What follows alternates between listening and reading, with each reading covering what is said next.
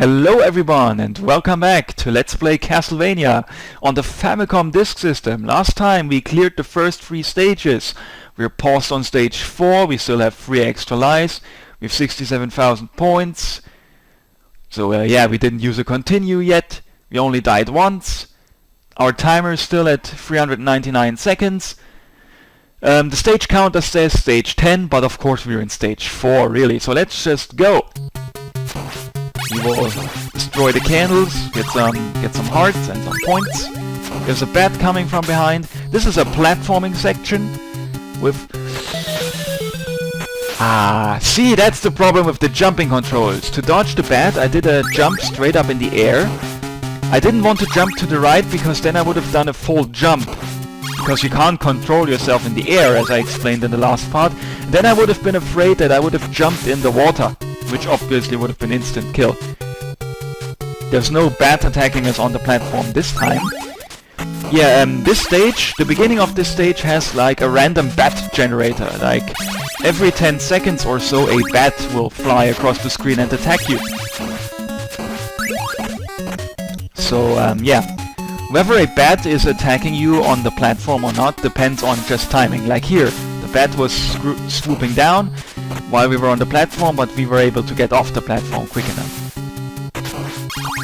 There's those fishmen jumping out of the water. They can just immediately hit you from below and knock you down into the water and kill you, which is very annoying. Those fishmen here really suck. And yes, those were really fishmen. Those were guys with fish heads and legs. Like usually I call enemies like man, just for fun. Like I would call this bad Batman. Hey there Batman, how's it going? But those guys really were fishmen. It's not just my weird habit of calling enemies. So in this stage there's eagles who are dropping down hunchbacks, which can be really difficult. You need to kill them fast or else the screen will be littered by hunchbacks, and they're very annoying. They jump around very weirdly. One of them just dropped an axe, which really sucks because holy water would have been so much more useful. Yeah, that really blows. But with the axe you can actually at least kill the eagles. Got an extra life there. Yep, it was indeed at 80,000 points, just as I suspected. Oh, and then there's these guys, those skeleton snakes basically, or those skull snakes, I don't know how to call them. They take 7 hits with the whip, they shoot fireballs. We've done exceptionally well on this one. We've killed it without any problems, without getting hit. Yeah, we have the axe, but it's a shitty weapon. It's still better than the dagger though, because I think it's stronger. So I'll skip this dagger here. There's another one of those snakes. Yeah, we've killed that one without problems as well. There's a hidden pork chop behind that wall.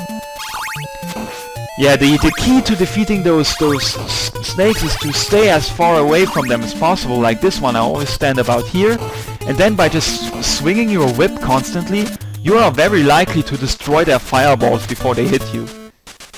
Yeah, I'm doing terribly right now, but usually it works. We only have 2 hit points left, so this boss is going to absolutely annihilate us. And look at that! It's Frankenstein's monster! And he's the first truly difficult boss. It's because of his assistant, Hunchback, who jumps around like mad and who shoots fireballs at you. And his aiming is pretty good. The key to defeating this guy is to jump around in order to force the fireballs to land in certain positions where you want them to be. We're refilling our health here, I hope. Yeah, now we got... I was going to say I hope we get our final whip upgrade soon. We did get the whip upgrade. Now it's time to kill this snake. Which this time we did without any problems. We didn't get hit at all. One hit of an enemy right now deals 4 bars of damage. Since the health bar is 16 bars, that means that precisely 4 hits will kill us. We need to hit the boss 16 times. We do 1 bar of health of damage per hit. So yeah, I'm jumping around a little bit so that the guy shoots up. which is much better than if he shoots right where we are. This is a tricky fight, because it can be difficult to predict where Frankenstein is moving. And he just killed us again. Yeah, this really is the first difficult boss fight in the game. It would be easy if we had Holy Water, because I think I haven't mentioned this so far, but Holy Water can stun enemies, including bosses. And you can really abuse this on bosses.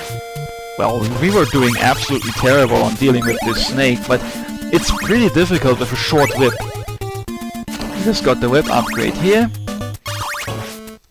We need to deal perfectly with this snake if we want to stand a chance at the boss now. Fortunately, we dealt with this one quite well, but I'm still thinking that the boss is going to kill us because we have one less hit, unfortunately. You can stun the assistant if you hit him with your whip for a very brief period of time, like so. Ah, god damn it.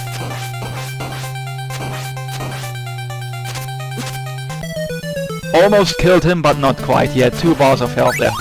Yeah, this boss is very annoying, in my opinion.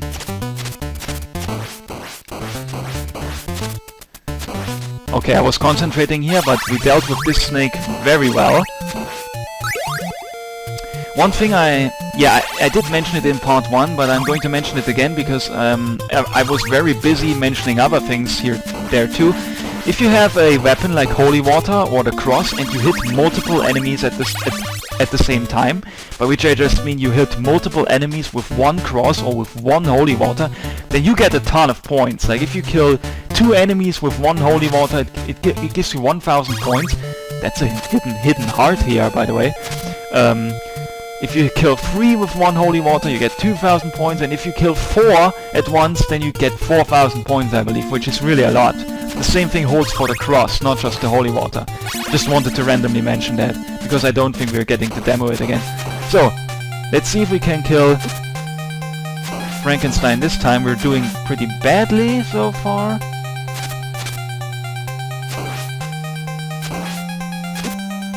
Okay, let's from now on just stay on the left side.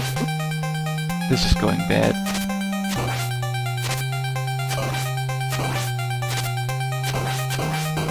We killed him. We did it. Wow, just on our last life. If we would have died here, we would have restarted at the beginning of the stage 4, which is stage 10, I think. The stage counter right now says stage 12, and as we died, we always restarted in stage 12, which is basically the start of the boss room, right? So fortunately we didn't get a game over. We finished stage 4. We actually have over 100,000 points. It's the first time I ever reached that score, I think. But who the hell cares about score anyway in a casual playthrough, right? So stage 5, as I said, when I played on emulator, the US version, the emulator crashed twice, and let's quickly watch the enemy map. The bat is above us. Yeah, and now I continue explaining. And I actually, on the Famicom disk system, I had the game crash on stage 5 once too. Which is very weird. Like, why is this game so prone to crashing on stage 5? Like, at first I thought it was just the emulator, but here on the actual Famicom disk system on console it was crashing too in stage 5. That's just very weird. But yeah, we can save our progress, so it's no problem. That's the advantage of the Famicom disk system. However, right now, if the game does actually crash, then we will have to restart back at stage 1 because we haven't saved our progress yet. You get an option to save your game if you get a game over, which hasn't occurred yet. So there's those guys throwing bones from above, which is pretty unfair. We can't hit them yet, but now we just killed this guy. We have Holy Water and we will try to keep it. As I said, the Holy Water can stun enemies, even bosses, and that is going to be very useful, obviously, for the boss. Now, usually I don't do spoilers, And I'm not going to say what's happened next, but you know what? I'll continue to do it. I was just going to explain something that's going to happen, but we'll see it once we get there. So sorry there. I just changed my mind. I'm not going to explain that one thing. Let's just keep on going. Let's go for the door. That'll increase the stage counter by 1. That's also very cool music there. There's those knights with shield, and it really looks like they have an axe in their upper hand. Yeah, makes sense because they're throwing axes, but it looks very weird. It's like a black axe that they're wearing, but they're actually just throwing purple axes. So yeah, as you can see, they keep walking back as we get closer to them, and we just made this guy walk off screen, which is fine. I guess that's one way to make him disappear. They can throw their axes at 2 different altitudes. If they throw them up, then you can just duck to dodge them. If they throw them down, then you can jump above the axis. But alternatively, you can just destroy the axis with your whip. That's probably the easiest method. You're occasionally hitting this guy who comes back out and in of the screen. Like he walks in and out of the screen. You could see him slightly disappear on the left side, and then a part of his sprite was coming out right here. It was coming out on the right side of the screen. That's weird. It's like he's going through the left side of the screen and coming out on the right side. That's kind of funny. That's good old old school system limitations. I like it.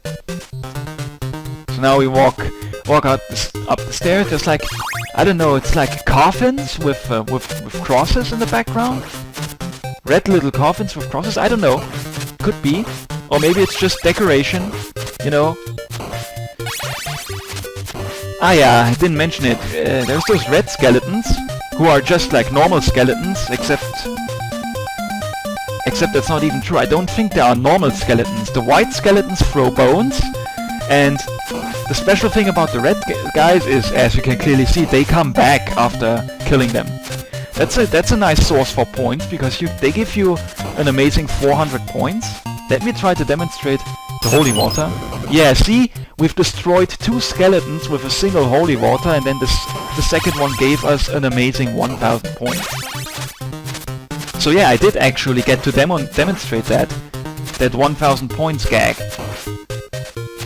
Which is not really a gag or a joke at all, it's just a thing. But yeah, I got to demonstrate it. I was mentioning before that I would probably not be able to demonstrate it, but I just did demonstrate it there.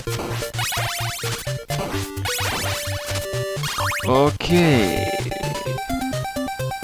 So, you need 9 hits with your chain whip to deal with those knights. But look at how powerful the holy water is. I'm going to demonstrate it. We throw it once. I didn't hit there. Let me try to... Let's do this again. So you hit him once, he gets stunned, he gets more damage from the flame, and then he's almost dead. Like, I just hit him once more with the whip, and then he was already dead. So yeah, the holy water is obscenely powerful. It not only stuns the enemies, but it also deals damage as long as the flame is touching them.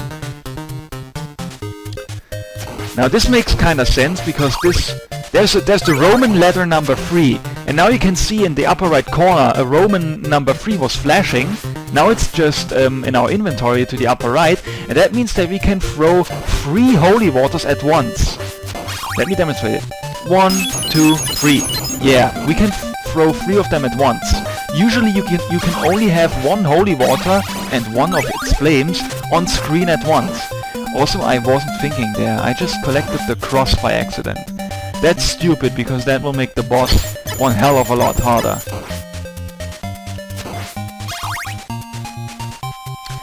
In fact, in particular, look at this.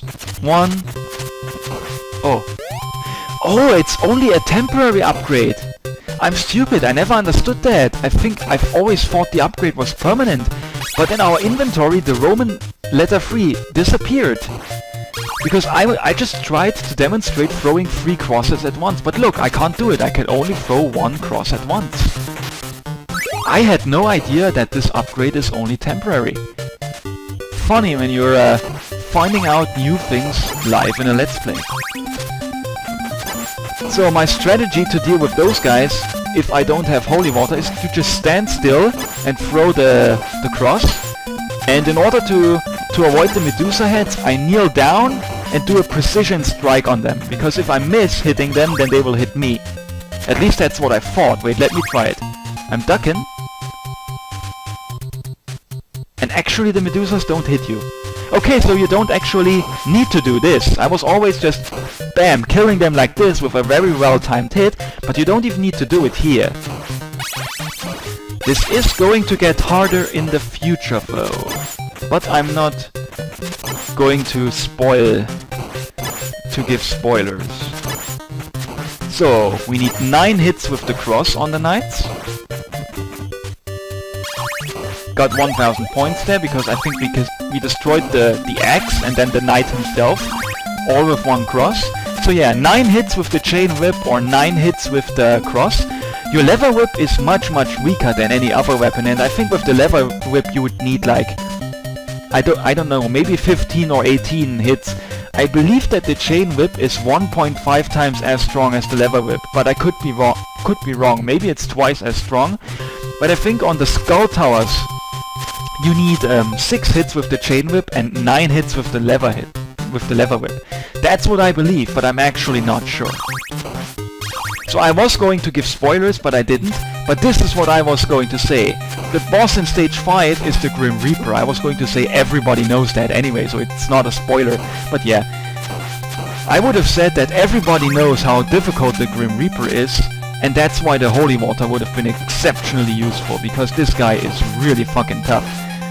The scythes appear out of nowhere, they move very fast, you move slow as fuck, and then you have the weird jumps, where you can only make 4 jumps and you have no control over the air. Let's do well-timed whip hits to destroy those fireballs. Yeah, and that makes the boss fight really difficult. This is actually pretty much the only instance where the jumping controls make the boss hard, because, as I said, you cannot really jump properly. You can only make full jumps, which I mean jumps over a full distance. Again, I know I've already explained it, but I have to explain this again, simply because it's so important. Like, I jump to the right, and then I can only do an absolute full distance jump to the right. I'm holding left now, but doesn't do anything. He just jumps to the right. You cannot control Simon Belmont in the air. Not at all. It's impossible. Ah, stupid Medusas. Yeah, this is always tense. The hallway here right before the Grim Reaper is notoriously difficult. Even if you don't know this game, you might have seen it in the review from the Angry Video Game Nerd. I mean, that's how I saw it the first time ever. Now we've got the Roman letter 2, which is, yeah, see, and now we can throw 2 crosses at the same time, which is really useful, but I'm still getting my ass kicked here. I have no chance against the Grim Reaper at this rate, because he'll just kill me in a single hit. Now we even have a Roman letter 3. So I was talking crap in stage 2 before, with the white Roman letter number 2. I think the Roman letter number 2... I think the white upgrade is... No, I have to say it like this. I think the Roman letter number 2 is white, and the Roman letter number 3 upgrade is colored in red. And they both give you extra points, but they both are only temporary. I think that's what happened back in stage 2. Like, I was really confused back in stage 2 when I got that upgrade, but I couldn't use my special weapon 2 times on the screen. Like, you know what I mean, right? Like, I couldn't have two of these special weapons on screen at once. Of the certain special weapon that's in the inventory. I don't mean different special weapons, right? That's why I'm really trying to make sure I explain this well. Like, the Roman letter number 3 doesn't allow you to have 3 different weapons. It just allows you to have 3 items of the same type on the screen, right? Like 3 weapon items of the same type.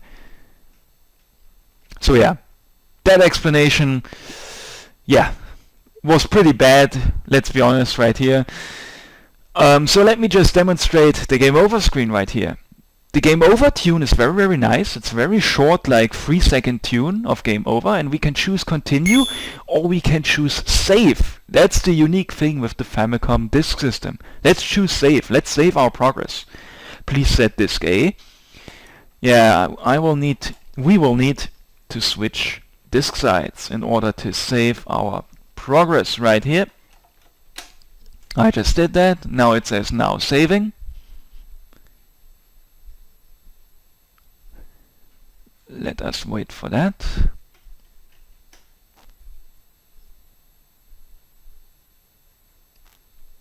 The Famicom disk system is making its noises, which you cannot hear.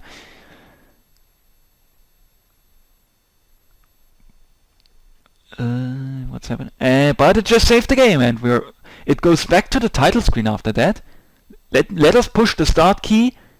And now, let me mention it this time properly, because in part 1 I forgot to mention this at the beginning of the video, and I did it in stage 1, but let's push start. And now we can hear the music, which is unique to the Famicom disk system version. It's the file select screen theme. Yeah, isn't that awesome?